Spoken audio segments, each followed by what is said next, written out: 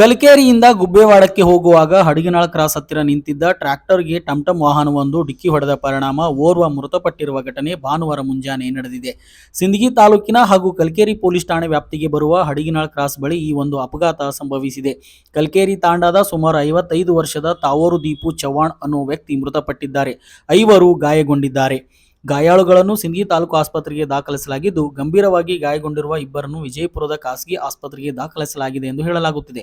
ಇನ್ನು ನಂಬರ್ ಸಹ ಇಲ್ಲದ ಹೊಸ ಟಂಟಂ ವಾಹನ ರಸ್ತೆಯಲ್ಲಿ ನಿಲ್ಲಿಸಿದ್ದ ಟ್ರ್ಯಾಕ್ಟರ್ಗೆ ಹಿಂಬದಿಯಿಂದ ಡಿಕ್ಕಿ ಹೊಡೆದಿದ್ದು ಈ ದುರಂತ ಸಂಭವಿಸಿದೆ. ಟಂಟಂ ಚಾಲಕ ಪರಾರಿಯಾಗಿದ್ದಾನೆ ಎಂದು ಹೇಳಲಾಗುತ್ತಿದೆ.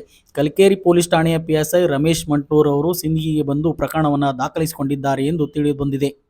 ಅವರು ಏನಪ್ಪಾ ಅಂದ್ರೆ ನಿರ್ಲಕ್ಷ್ಯದಿಂದ ಏನಪ್ಪಾ ಅಂತಂದ್ರೆ ಇಲ್ಲಿ ರೋಡ್ ಬಿಟ್ಟು ಫುಟ್ವಾರ್ ಏನಪ್ಪಾ ಅಂದ್ರೆ 10 ಮೀಟರ್ ಇರಬೇಕು.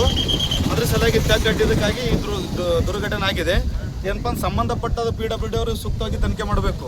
ಈಗೇನಪ್ಪಾ ಅಂದ್ರೆ PWD ಅವರು ಪರ್ಮಿಷನ್ ಕೊಡ್ಲಾರ ಕೇಬಲ್ ಹಾಕ್ತಾರ ಮತ್ತು ಜೈಜಮ್ ಹಾಕ್ತಾರ. ಬರುವಂತ ಏನಪ್ಪಾ ಅಂದ್ರೆ ಸಾರ್ವಜನಿಕ ಪಬ್ಲಿಕ್ಕಾಗಿ ಭಾಳ ತೊಂದರೆ ಅದ. ಈಗೇನಪ್ಪಾ ಅಂದ್ರೆ ಸೂಕ್ತವಾಗಿ ಏನಪ್ಪಾ PWD ಹೊಣೆಗಾರ ಅಂತೇಳಿ ನಾ ಇದಕ್ಕೇನಪ್ಪಾ ಅಂದ್ರೆ ಈ ದಾರಿಗೆ ತೆಗ್ಗುಗಳಿರೋದ್ರಿಂದ ಹಾಗೂ ಮತ್ತೇನಪ್ಪ ಅಂದ್ರೆ ಇಲ್ಲಿ ಕೇಬಲ್ ಅಡ್ಡುಗಳಿಂದ ಏನಪ್ಪ ಅಂತಂದ್ರೆ ಇಲ್ಲಿ